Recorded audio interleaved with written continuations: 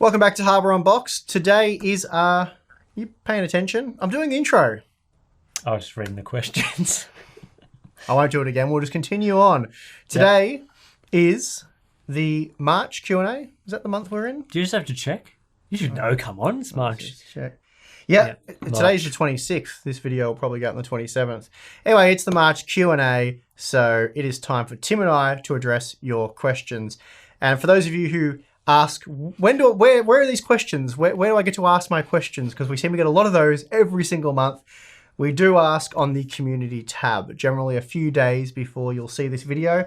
So pay attention to the community tab. You should be notified by YouTube, but if not, maybe you have to click the alarm bell. Does that work? I don't know. Who knows? YouTube's pretty hopeless. We usually put it on Twitter as well. So if you follow us over there, you'll definitely be notified. Or you can become a Patreon member, because then you get a special question asking session. Anyway, we should probably just get on with it. Okay, I'll start with the first question. Why not? Sounds good. First question is, while the 1080 Ti and 2080 perform relatively similar in current titles, could the 1080 Ti actually outlive the 2080 because of increased VRAM? We do get that question quite a bit. Or will they both be at the stage where they were at the beginning to underperform before they reach the VRAM limitation? So I think basically the core of this question is, will the larger VRAM of the 1080 Ti, which is 11 gigabytes, give it an advantage over the 8 gigabyte VRM buffer of the 2080 in the future? It's hard to say really, because we need to get to a point in time where games actually use more than 8 gigabytes of VRAM quite regularly. That'll introduce stuttering and issues with the 2080 that won't be visible with the 1080 Ti. I don't think that'll happen though. I think what we'll probably see is what we often see, and it's not the gimping that people claim Nvidia do. They just won't be optimizing for the Pascal architecture as much as they will be for Turing, and that will give Turing a performance bump. And I think we'll also see future titles taking advantage of the Turing architecture much more, which will give the 2080 a bigger performance bump over the 1080 Ti. We've seen, like, I think up to 20% in some titles. Yeah. So that's really that one. So I don't think it'll happen. Okay, here we go. Is it worth upgrading from a GTX 1060 6GB to an RTX 2060 or a GTX 1660 Ti? My gut would say no. It really depends on what you're wanting to do. Like an RTX 2060 might be useful if you want to get up to 1440p gaming. It's got a bit more oomph rather. I think it is 53% faster on average. I've got a few notes here. 53% faster on average, and it is 40% higher MSRP. So that's the suggested price, and that's generally what they hit shortly after release. So you're getting, if you look at it that way, you're getting a small performance boost, but it still is outright quite a bit faster. And then over the 1660 Ti, it's 34, or the 1660 Ti is 34% faster than the 1060 at 12% higher MSRP. So it's good value there. I mean, sort of, if you've already paid $250 for a 1060 over the last few years, do you really want to go and then spend another $220 $280 for the 1660 Ti to get a 34% bump? Again, as you say, I think it depends on your setup. It really depends on your setup and how desperate you are for that extra performance. Really, I don't think the RTX 2060 is probably the best replacement. Yeah. But yeah, it's 54% faster. So if you're willing to spend, that's $350 to get a 54% performance bump, which I suppose is pretty reasonable. But again, it depends on how long ago you bought the 1060 and all those kind of factors. So that's the best information I can give you, is that it's 53% faster or 34% for the 1660 Ti. You have to work out if it's worth investing that money to get those performance bumps, is really what it boils down to. Okay, next question here, and I've definitely made a few notes for this one because I'm not that up to speed on this sort of stuff. I mean, well, it's not something we cover regularly on the channel. So the question is it true that PSUs perform their most efficient at 60% load?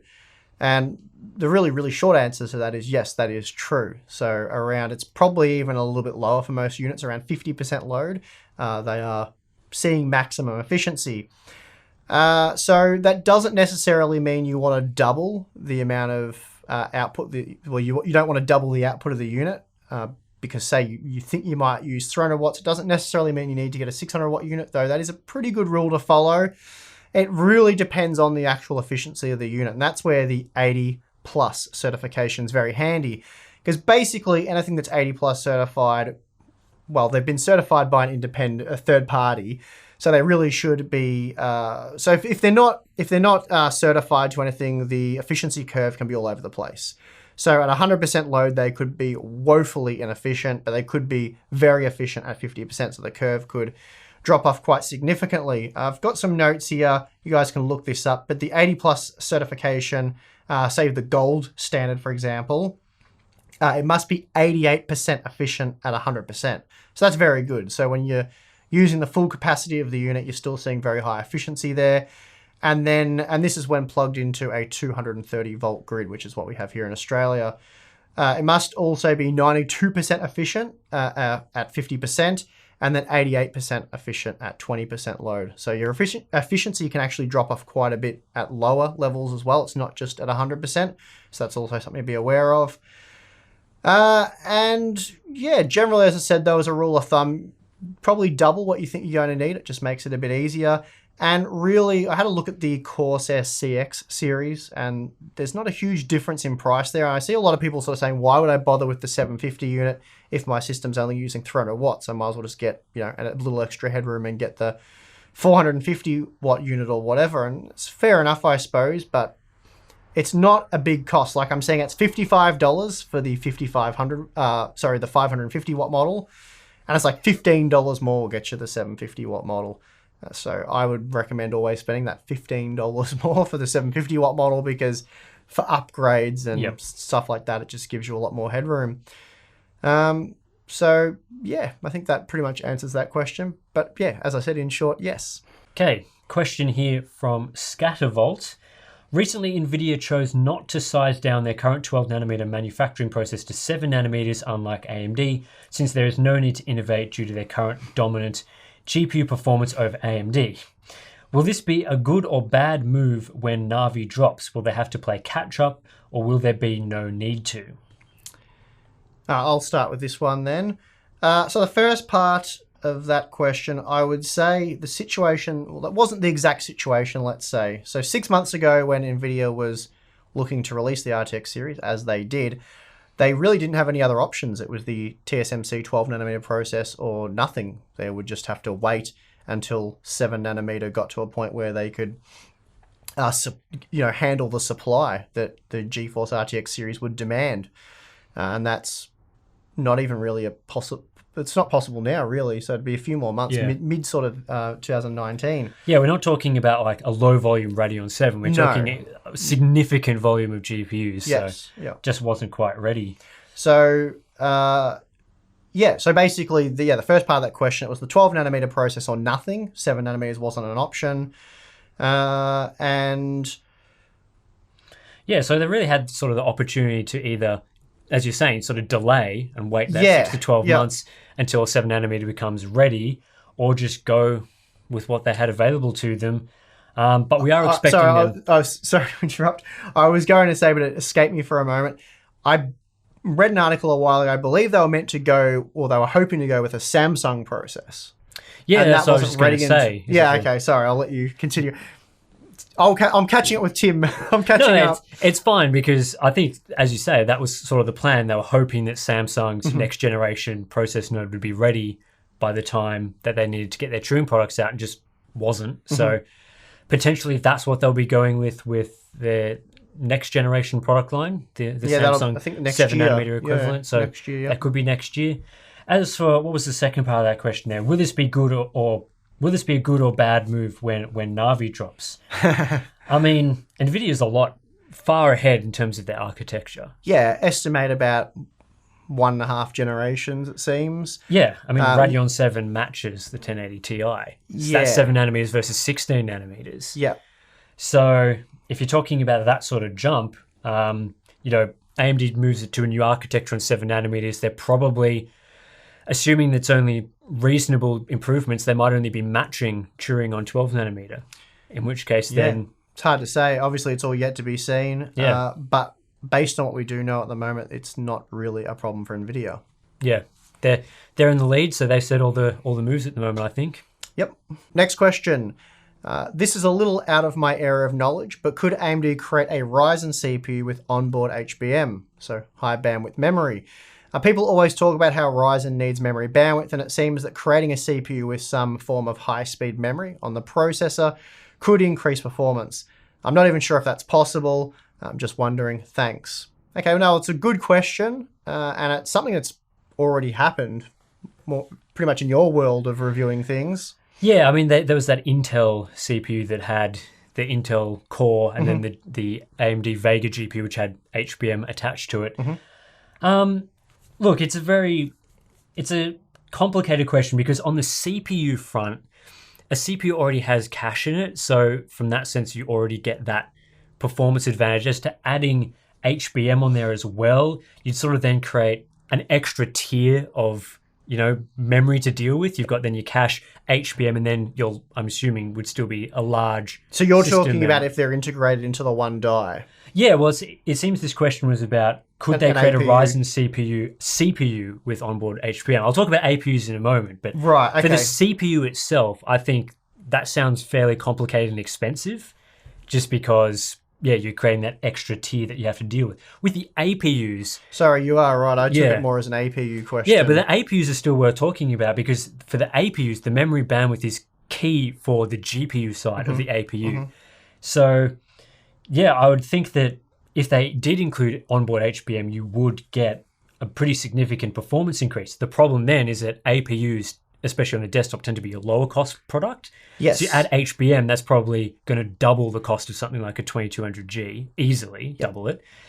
And then for similar situation for the laptops, so I think Intel, for their next generation laptop CPUs, when they're going to do the Gen 11 graphics, they're planning to use much faster memory speeds for their laptop products. I think they're thinking of like DDR4 3000 as a standard. Yep.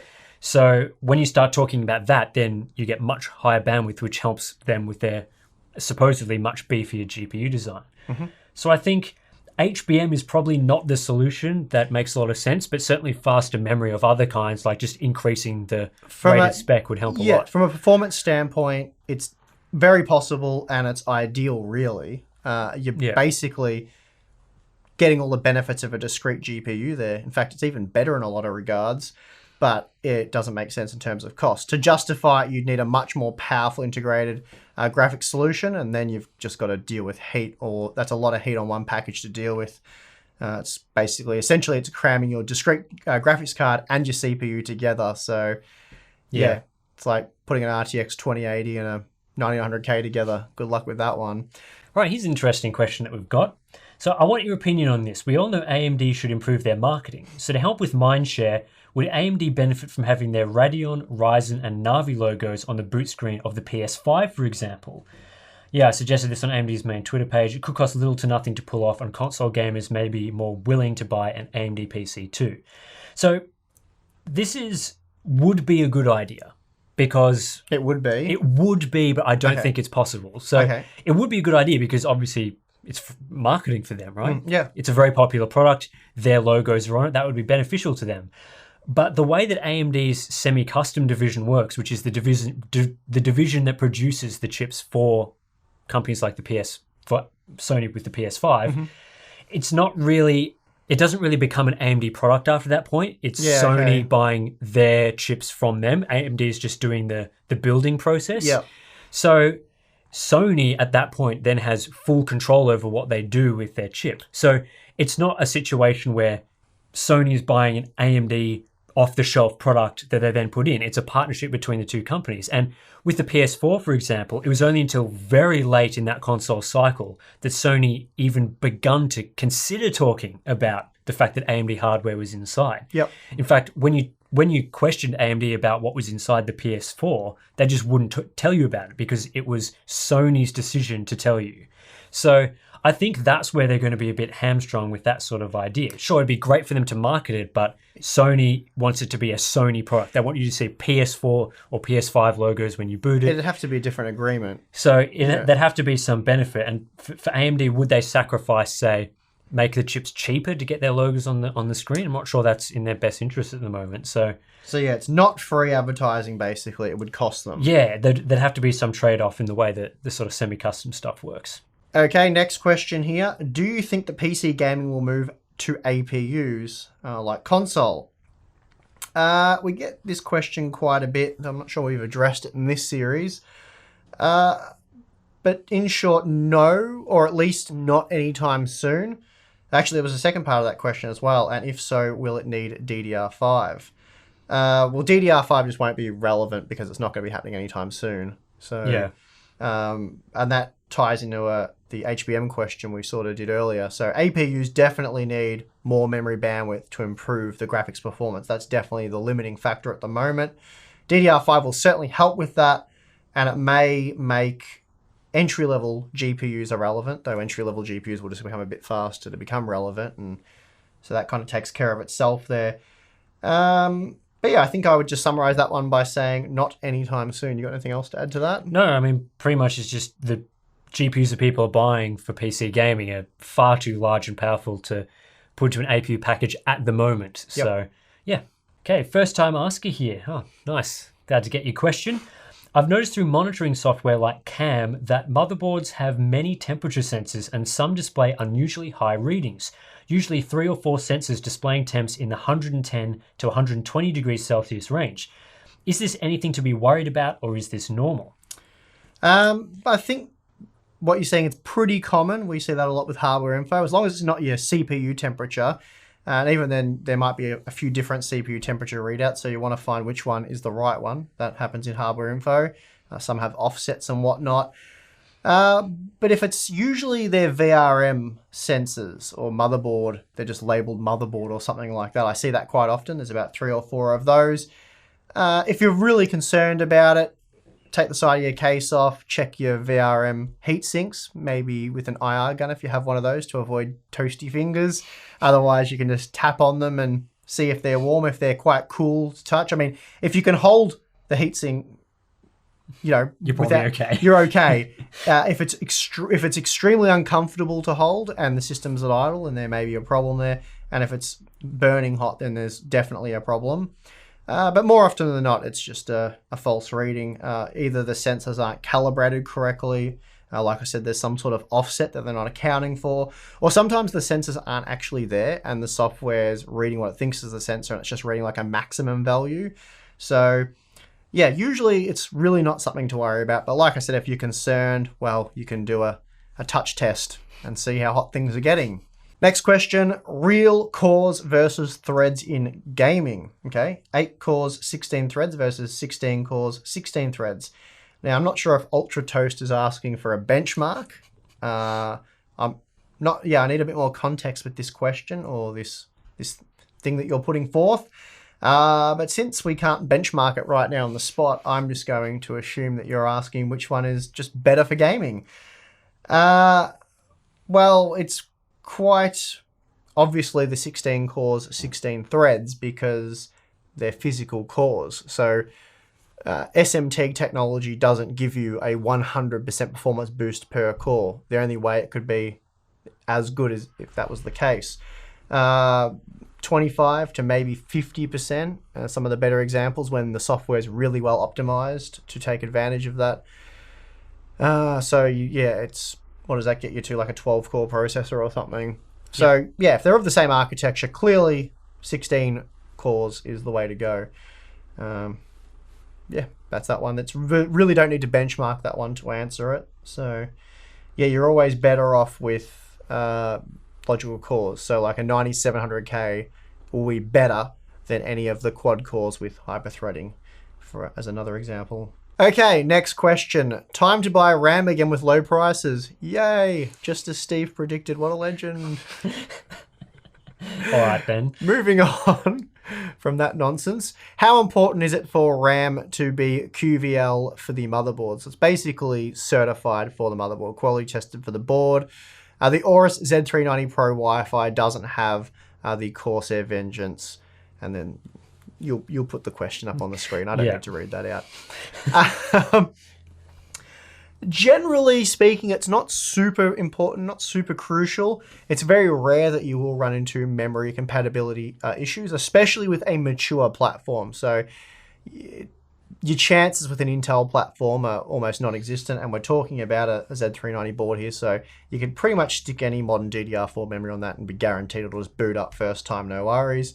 Ryzen memory support, not quite as good, especially with the Gen 1 stuff. It has improved significantly for Gen 2, so less of a concern now. So really, I wouldn't worry about it too much. But if you're a new builder, or you just can't afford to have any issues, or you don't have other memory to diagnose if it is the memory that's a problem, that can be a real issue for guys that don't have parts laying all over the place, then yeah, just buy stuff that's definitely certified to work on that board, and you can usually eliminate that as being an issue for why the thing's not turning on for you when you've finished building it. And that can be a real pain in the backside.